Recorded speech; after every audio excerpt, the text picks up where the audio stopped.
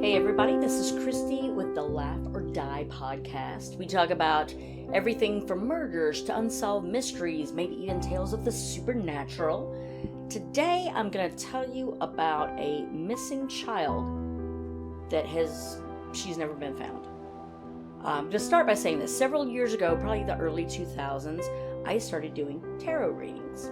I'd always wanted tarot cards and I got some, and I started popping in to TGI Fridays in the afternoon, middle of the day, to get like a beer, maybe some jalapeno poppers, and I started practicing my tarot reading. Well, a lot of the employees, they wanted to sit down and get a reading from me, so I obliged. Soon I was starting doing readings just for fun at parties and like new age shops.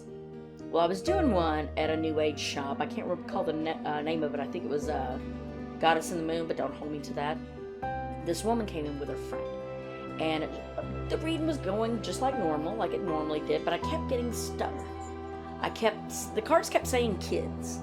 And so I was asking her, are you thinking of having more kids? Are you thinking of adopting? She's like, no. So I kept trying, and I was about to give up. I thought I'm just going to have to give her money back. Like, I'm at a loss. Well, her friend nudged her and said, tell her. And I'm like, what? She goes, well, her daughter had been abducted a year or two prior. And I know this sounds completely crazy. Trust me, I know how this sounds. But the cards made sense once she said that. So I started looking at them with different eyes, and I go, okay, again, this sounds crazy, but I go, did your ex-husband have a brother? Now, I didn't even know they were divorced or married or not. She nodded, yeah, he's got a brother. I asked, does the brother have an old lady? Not necessarily a wife, but maybe a girlfriend, an old lady, if you know what I mean, with like dishwater blonde hair and maybe just kind of disheveled looking. She goes, yes. I go, your daughter's with her. And I feel so bad because I don't watch news, so there's no way I would have heard about it on the news. I hate the news. I didn't know anything about the case, but in my mind I was seeing like a kind of frizzy, disheveled, dishwater blonde, maybe light brown haired woman that was some connection to the brother. That's all I was seeing. And oh gosh, it's just so depressing. And now this happened, like I said, a few years prior. I had no knowledge of it, but it's been bothering me ever since that I didn't mention this. While I was doing the reading, I kept seeing pine trees, and I don't know if that meant Pine Street or there was actual literal pine trees, but cedar or spruce, fir, whatever, but some sort of evergreen. And trust me, again, like I said, I know this sounds completely nuts, but I'm telling you that to tell you this. Bethany Markowski, she was about 11 years old. Hold on, let me get my crazy dog. Was supposed to meet her aunt. Dog has to interrupt me, pardon me. Was going to meet her aunt. The father, it was his second time getting supervision after they were filing for divorce. And the meeting point halfway, because he was living in, like outside of Jackson, Tennessee, and the mom was living in Nashville. And she'd gotten a restraining order out against him because he ended up being like controlling, abusive. He was a nut job. Probably still is because those men don't change. Again, this is totally my opinion, so don't try to sue me, Larry Markowski, which I know you're a dick. I just know that. Never met the man, but I can guarantee you who he is. So they were supposed to meet at this exit. She had the restraining order. She got her sister to meet. So the sister meets, nobody's there. Now, they used to live together when they were still married. They were living off of Christmasville Road, I think, in a townhome in Jackson. And about when Bethany was around in the 3rd grade. Well, he, like I said, was a dick. So she fled with the daughter, filed for divorce, again, the restraining order. And they noticed something odd. They noticed that he had dyed his hair black. Now, he swears he's never dyed his hair in his life. But if you see somebody that much, you notice if they dye their hair black. Black, for whatever reason, men think that they look so much younger with black hair. You don't. You just look like you're trying to cover something up. Which was he? Now, at the police station, Larry was being interrogated, fell asleep. So what had happened was, and before they were meeting at the location, the exit, they were going to go to the mall. It's a mall in Jackson.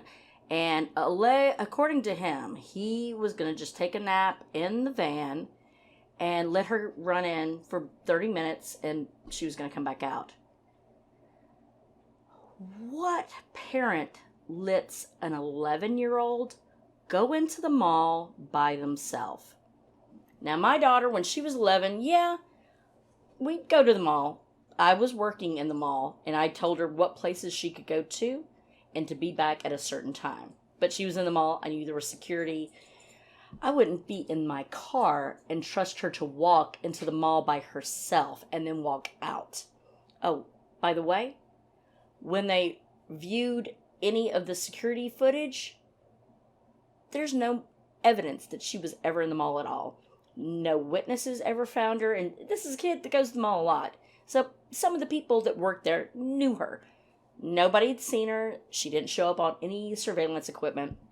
Do I smell a rat? Now, the mom had gone through the jacket when she got there, found that her coat was still in the backpack. So here she is. It's cold. It's like, I think, March, and she's out there without a jacket, obviously, wherever she is without a jacket. And, it infuriates me. Little backstory.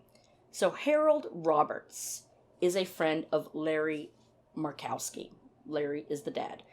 And our Harold, the friend, lived in Little Rock, Arkansas.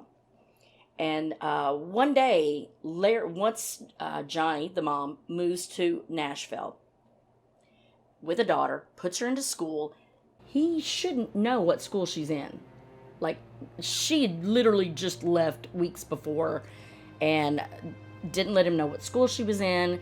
He evidently tried every school because he knew where her sister lived. So he tried checking out all the schools in the area, and then bingo, found one. And it was DuPont Tyler was the name of the school back in January 31st of 2001. So Larry's like breaking in. He's like, I want my daughter. The people in the office warn, hey, take that girl and go to another classroom, teach her, and make sure she can't get to him. He can't get to her. Evidently, he finds them in this empty classroom, and she's trying to put herself, the teacher, Miss Sloan, Jamie Sloan, put herself in between her and Bethany.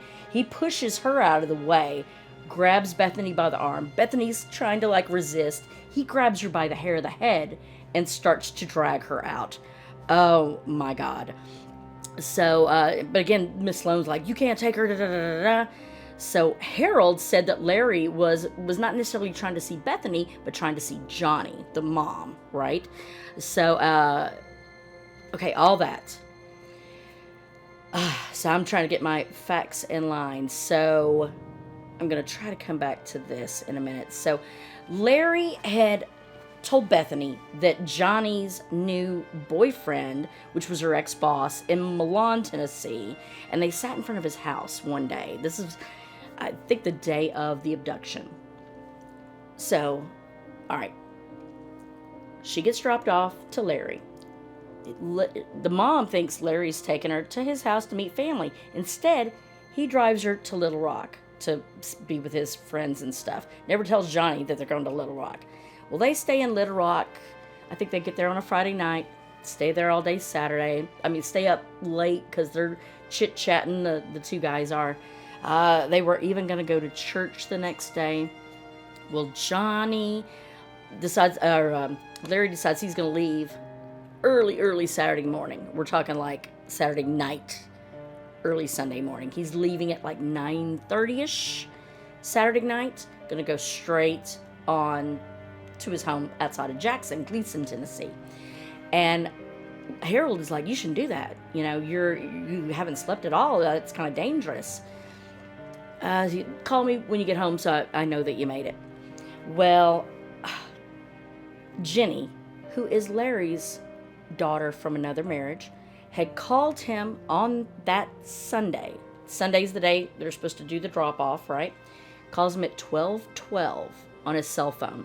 And that cell phone pings near Natchez Trace. I don't know if you know this. Natchez Trace is you've overshot his house and gone pretty much up and over. Like, it's not along the path. You've got to go out of your way to get there. And also, I think it pinged another time outside of Land Between the Lakes, which that's, boom, on the other side of the state. That's over by the Kentucky state line. So he calls his buddy Harold. I think it was like, I'll look on here later. It's like 1 o'clock in the morning or something crazy. And Harold's like, where you at? And he's like, oh, I'm in such and such place, which was only 2 hours outside of Little Rock. And he's like, thinking, oh, you probably just took a nap, no big deal, but thought it was weird. He should have already been, whatever time it was, he should have already been home. So he figured, oh, he stopped and he took a nap. So Bethany, so there's like 12 hours that are just unaccounted for, that no one knows where he was.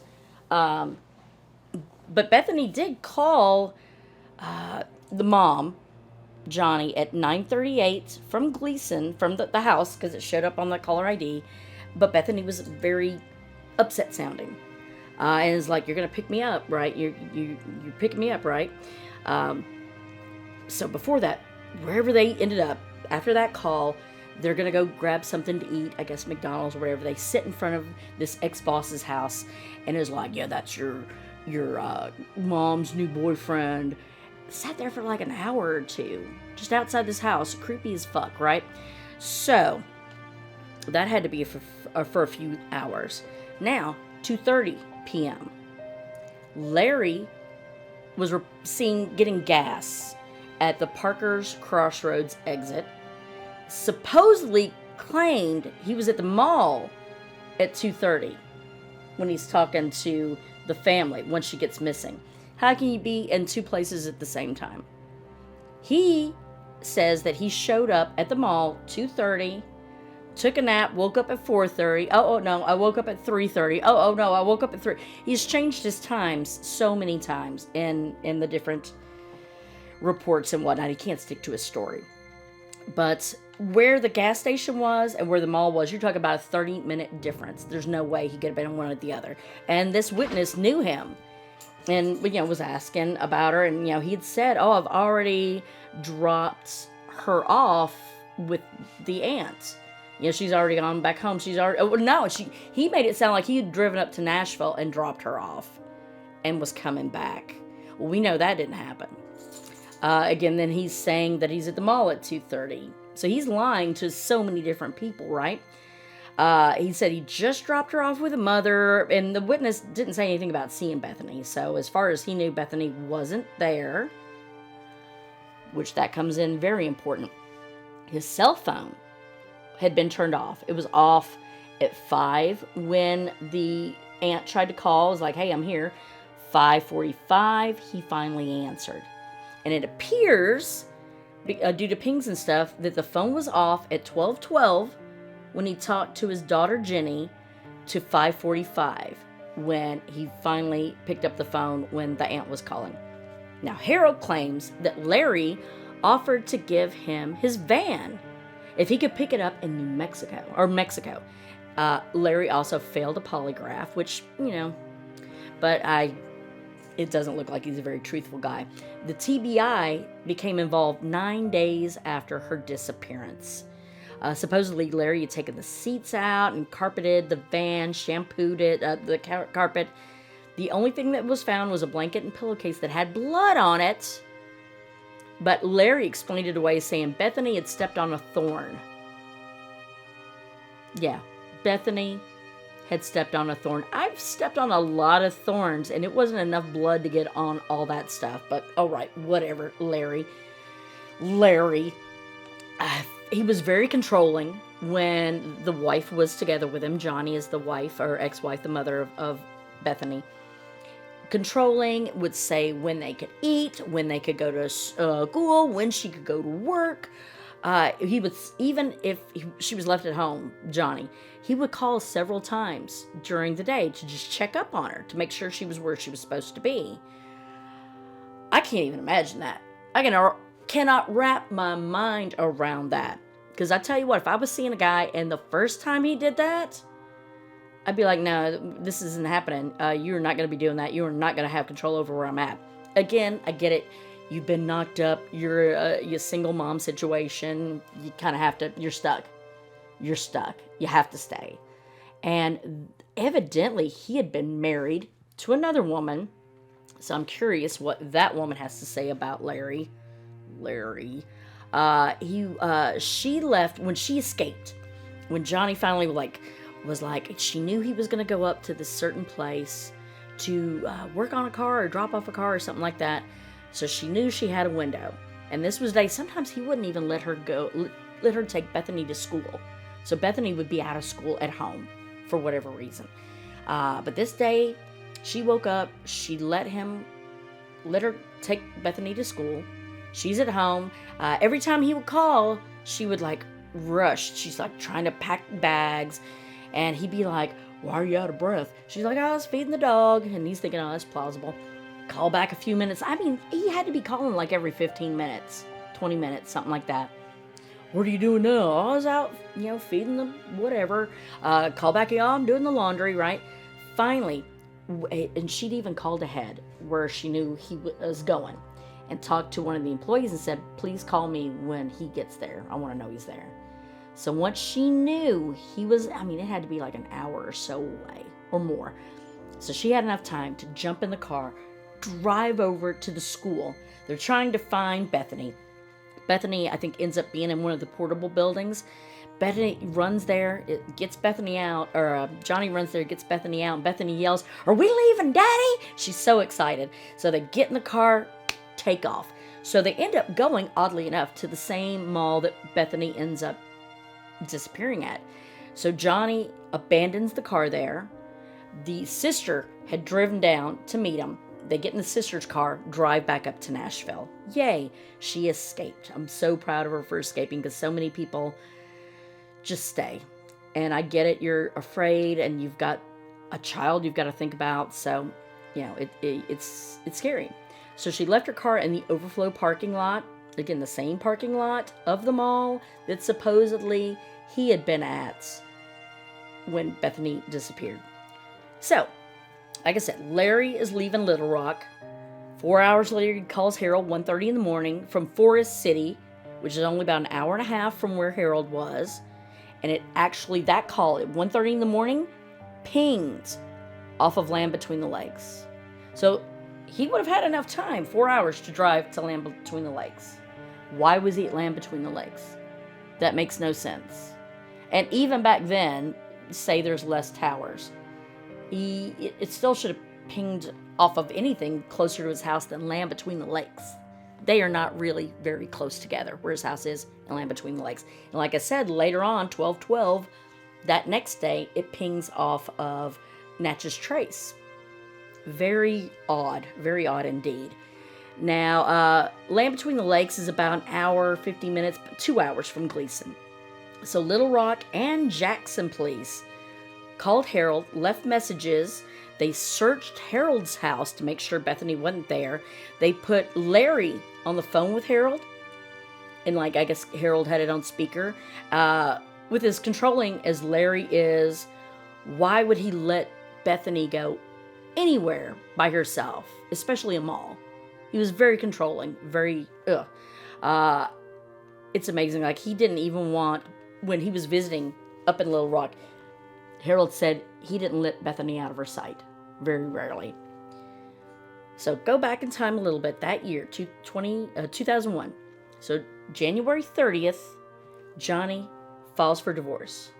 January 31st, she files a restraining order. And then that Friday, Larry planned to take Jenny, his daughter from the other marriage, to Nashville to visit Bethany and look for an apartment. So he's telling Jenny. So on that Friday morning, she sees him pulling out furniture. And she's like, what are you doing? And he's like, well, I'm just trying to sell this furniture. We're going to move. We'll just get furniture when we get there, da-da-da-da. So Bethany had showed up at Christina's house Sunday morning. So Christina was somebody he had told Johnny that Friday, Christina and Bethany were going to go skating or something like that. Christina knew nothing about this. and was like, what? So Larry and Bethany showed up at Christina's house, I guess, for like an alibi. Christina said Bethany had gotten a new phone from Larry. Larry gotten it for her.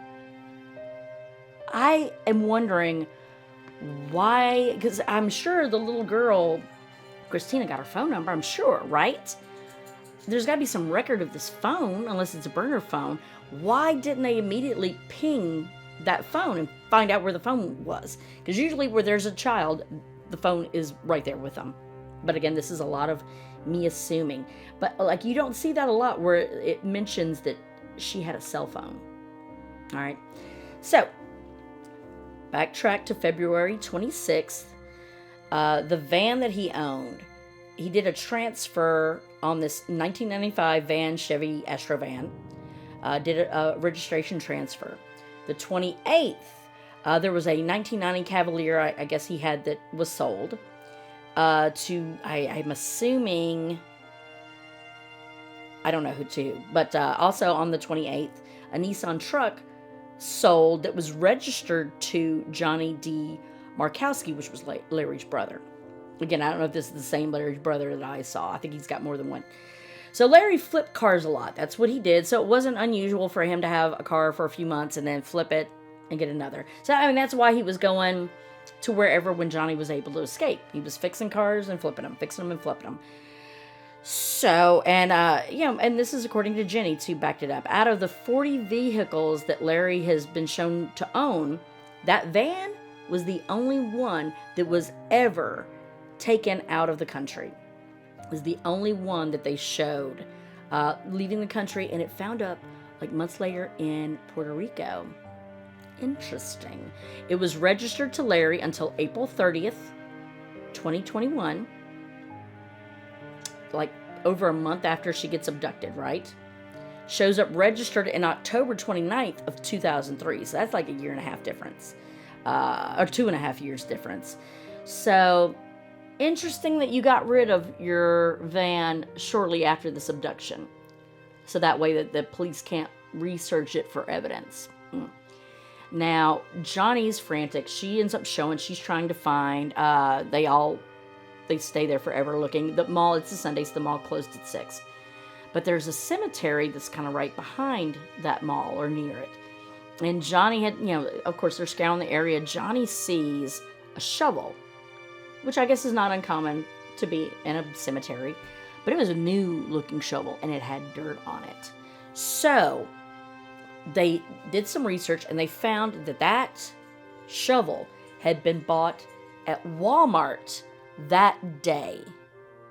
And on the security tape at Walmart, a guy who had on an army jacket like what Larry would wear, and it had similar mannerisms to Larry, had bought that shovel along with rope and 2 5-gallon cans for gasoline. Note that we're talking, it was in the 40s that day and raining, and Jerry didn't have a coat on. And remember how I said Bethany clearly didn't have a coat because it was in her backpack that Johnny had packed for her. Different kinds of dirt were found on the shovel that didn't match the dirt that was in the location. And the man, when he was there, he pulled out a wallet out of his back pocket. But Larry used to keep his money on a clip in his front pocket. But according to some of the news footage, it showed Larry in front of his van at the mall with dyed black hair going through a wallet. Larry. Now, all this to say, April 2001, supposedly a woman tried to enroll Bethany, I don't know if it's Bethany or a girl that looked like Bethany, into a school somewhere between Knoxville and Chattanooga. The school was like, well, we need her records, da-da-da. She's like, I'm the aunt. The father has them. He'll bring them. She left. They never saw her again. 3 weeks later, that same woman and a girl that looked like Bethany were spotted in a restaurant in Chattanooga. And then later, they'd been in that restaurant, I think, 3 different times that people had seen. And I think this time they were just drinking water, just kind of sitting in the back. And then they were on a bus to Moline, Illinois. Spotted multiple times in Cleveland, Tennessee. So that's kind of right outside of Chattanooga. Now, Larry was due in Cleveland on the first day that this woman and this little girl had shown up. Carol Markowski, that is Robert Bobby Markowski's wife. So that's another brother. So you have, let me find the names again. You have one brother that is Johnny D, another brother that is Robert Bobby Markowski. And so Carol, the wife, or ex-wife, I don't know if his wife or ex-wife, had once lived in Cleveland, Tennessee. And when they put a sketch together, definitely resembled Carol. This woman would have been in her mid-40s at the time, so it was just very odd. And, when the police say, does this look like anybody you know, to Johnny, the mother, she goes, yes, this looks a lot like one of the members of his family. But of course, he has to say, oh, well, I think it looks like somebody in her family. Dude, go fuck yourself. Can I just say that? Go fuck yourself. So, he was supposed to show up in Cleveland on the day that they ended up being seen. He ends up not showing up for 3 more days, and that's how long they were seen in that restaurant, and then they were seen no more. Supposedly on a bus to Moline, but when the cops show up at Moline, no one gets off. So she either got off at a different spot, or they didn't get on the bus at all. And it looked like, I think I read that the bus tickets didn't get cashed in at all. So it is very interesting. So many things don't line up. Why, if it's 40 degrees and raining, you don't have a jacket on, Bethany doesn't have a jacket on. You're controlling his shit so much that your wife leaves you in the middle of the day, running with the daughter to get away from you because you're so fucking horrible. But you're going to let her get out of a van and walk into a mall by herself at 11? And then, surprised when she doesn't show back up, she was never at the mall. She was never fucking at the mall, and you fucking know it. You know where she is. And I think they say, well, it still could be possible that she was abducted by a stranger. And yeah, of course, that could be possible. Was it? It's not probable. It's not probable. I think one of two things happened. The worst of all is, let's say this was him. He may have gotten that blood on that jacket. There's got to be a reason why he didn't have the jacket, and the jacket wasn't in the van. Where's this jacket? He would have had it on him with it being that cold. Where's the jacket? And that's alarming. Shovel, rope, and gas cans. I mean, that's a murderer shopping list right there. But whoever it was paid in cash, I'm assuming, because there's no credit card trail to find the person. He keeps changing his time. Like, you were there at 2:30, and then you woke up at 3, you woke up at 4:30, you woke up at 4, which is it? He changed his story so much. And like I said, when the police were interrogating him, like the mother and the aunts were in another room, and they're freaking out. They're acting exactly the way you think a woman whose kid is missing would act. He, on the other hand, keep in mind, he had like all this bunch of time, pingings. It sounds like he didn't sleep for 2 days, other than that little cat nap, if he actually had that at all. He's fallen asleep being interviewed. I don't care who you are. I don't care how tired I am. If my child was missing, I would be so hopped up on adrenaline, I wouldn't be falling asleep as a cop is interrogating me. Again, he failed a polygraph. He can't get the timeline straight. He didn't tell them that they were going to Little Rock. Harold told him multiple times, like, you need to, do the right thing, da-da-da-da. He's like, Harold, my so-called friend. And I'm like, Harold sounds like he's being a good friend. Like, he's trying to get you to act right when you're talking about, obviously you're talking about skipping town with the daughter and going to Mexico. I don't think it takes a rocket scientist to know that's your plan when you're like, hey, I got this van. You can have it for free if you just pick it up at the Port of Mexico. you're going to try to take her and run. And I'm still not convinced you didn't. Now, there is another podcast on here. I forget what it's called. Ghosts, Searching for Ghosts. And they do like some pretty in-depth stuff. And they've interviewed several people, which I think he does a great job. Searching for Ghosts. And one clip I saw, it's like, oh, the father is finally going to talk. So this reporter, I think it's a reporter, shows up and is going to interview him. Knocks on this door. So he's moved. I can't remember now. I'd have to look back up where they said he moved to. But again, it's out East Tennessee. And most of everything that I've told you has happened in West Tennessee. So he's got this new house, has, I guess, a new wife or girlfriend or something. Knocks on the door.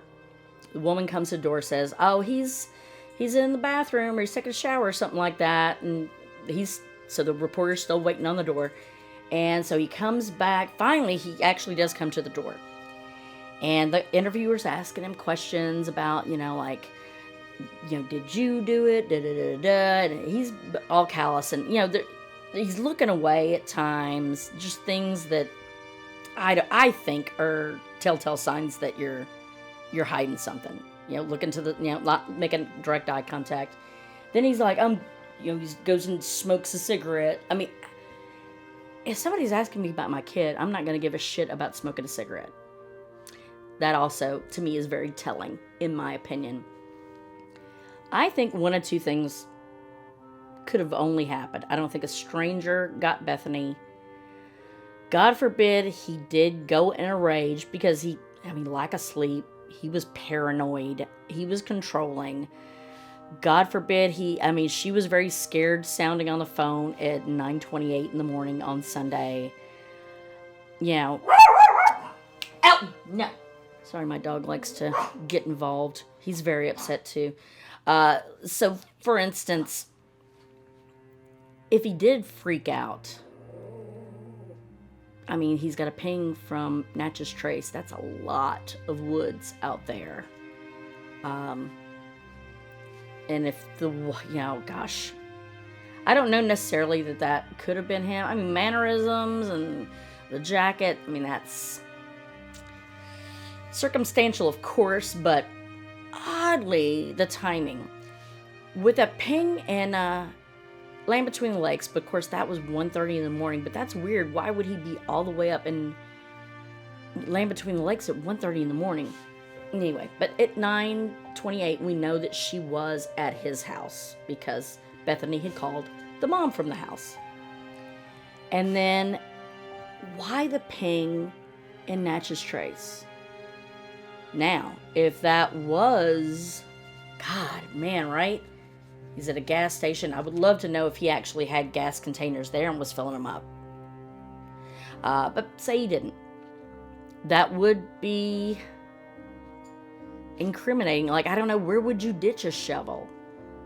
If he had rage issues like it sounds like he very much did, maybe he did accidentally kill her. And then he had to come up with a story like, I'm going to take her to the mall. She wanted to go to the mall. We're at the mall. It's a great excuse of someone else abducted her. Buddy, you're missing your jacket. Again, circumstantial with the shovel and the gas cans. I would love if somebody had come forward saying, oh, no, that was me. That wasn't him. Just the Natchez Trace that's really bugging me. Because like I said, the mall is here. The exit that they're going to meet is here. Well, Natchez Trace is here. So it's not on the way. It's not on the way. And again, if the guy saw him at the gas station at 2:30 in the afternoon when he's supposedly saying that he's at the mall at 2:30, and then he would be really cutting it close to meet at their meeting place and time. So Jackson is about 3 hours away from Nashville. And then if Gleason, let's just say with traffic and everything, let's say it's a 4-hour difference. If they've got to meet at 5 and you're at the mall at 2:30, you're cutting it really close to be able to be at the meeting time in time. You've got an hour and a half to 2 hours to get there. So I think that's all bullshit that his phone was off. He was saying, well, I was charging it. That's what he said, he was charging it. I mean, just nothing but lies sound like what's coming out of his mouth. Now, the wife, now that I've looked up videos and seen it, the wife seems like the mom is very honest, extremely honest. And she has been making a campaign all these years to find Bethany. Even got like the age progression so you could see what she could look like now. She'd be in her 30s now. And she's not given up hope that Bethany is alive. I am more lenient to that she could be alive. I call it what you want. Again, I know I sound crazy, but I, in my mind, saw a disheveled blonde woman. And I said the dad, his brother, that woman has her. And wow, that's a woman fitting that description tried to enroll her in school and was seen in these restaurants. I believe that they kidnapped her. They put her in school or homeschooled her somewhere. But I just would love if she would at least contact her mom. Just let her know I am alive, Again, who knows what's happened. I mean, I hope not the worst. I really believe in my heart of hearts that the dad had something to do with it, obviously. But I want to say that they got her out and used that, oh, she was abducted by a stranger, excuse to get him off the thing. There's no evidence. There's not been enough evidence to make any arrest or accusation. He's a person of interest, I think, still. And again, I think we all know he fucking did it. He is behind her disappearance. And if he was a real man, he would have done what he should do and get the child back to her mom. He's a piece of shit in my mind. He's lied about so much, and he's still sticking to his story of like, I didn't have anything to do with it. Well, you don't seem to be looking real hard to find her. It doesn't seem like you're trying at all to find her. He was like, well, I was trying to get on Maury or one of those kind of Montel or one of those shows, but the police told me not to. Like, really? The police would tell you not to go on TV to plead to get your daughter back? Really? Because I don't think that happened. I don't think you tried at all to get any kind of press for your daughter. I think that you're a walking piece of shit. And I hope that you watch this, and I hope you know that I know that you had something to do with her disappearing. And if you were any kind of man, you would do the right fucking thing. Sadly, you'll probably be on your deathbed and make an admission, if you even do that. So he's in his 60s now, living in, like I said, I think he's in East Tennessee now, living. Just do the right thing. I'm going to post pictures of her and her age progression on here. If you see anyone that you think might even resemble her, that any of this sounds familiar at all, if you would contact authorities, either the TBI or if you're in a different state, FBI shit at this point. Just contact someone, your local police, and let them know what you think, because a tip doesn't hurt. And we want to make sure that all these missing and exploited kids get put back in their rightful place and that they're home safely. So thank you for listening. If you liked what you heard, if you found it interesting, please subscribe to this podcast. If you're watching on YouTube, click on the little bell and it'll notify you when I get more things printed. So thank you so much for listening to the Laugh or Die podcast. Have a good day.